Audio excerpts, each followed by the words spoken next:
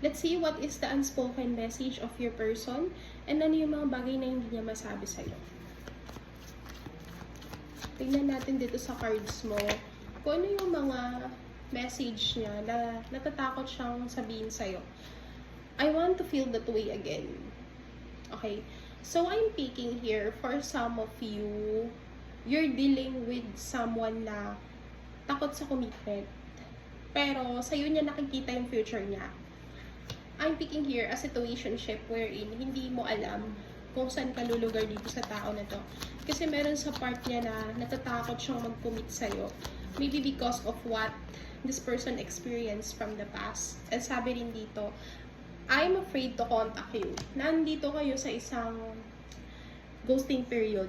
So, separation phase and wala kayong communication right now. Natatakot siya na makipag-usap sa'yo. Maybe because of what this person experienced with you. Pwedeng nung kayo pa, nag-aaway kayo, lagi kayo nagkakasakitan. And, nahihiya siyang i-admit sa sarili niya na until now, namimiss ka niya. Kahit lagi kayo nagkakaroon ng misunderstanding. I don't react when people mention you. So, based dito sa cards, meron din siyang mga bagay na hindi masabi sa'yo. Like, alam mo yun, parang nawalan siya ng confidence to speak with his feelings. Pero, sabi dito, time will tell. And, kahit mahirap tanggapin yun sa part ng person mo, gusto niya na magkaroon ulit kayo ng communication. I can't stop thinking about you. So, hindi ka daw niya kayang kalimutan. And for some of you, yung person mo kasi, na-challenge siya. Actually, hindi siya yung open. And may pagka-introvert ang personality nito. Pero lagi kanyang iniisip.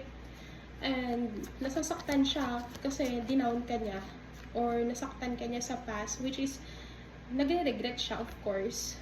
Sabi dito, sometimes, I stay awake thinking about you.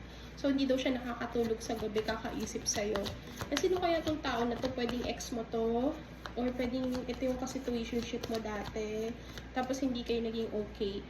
I regret lying to you. So, pinagsabay niya kayo ng third party, which is, yun yung pinagsisisihan niyang masakit. And actually, malaki yung chance na kulitin ka niya, guluhin ka niya.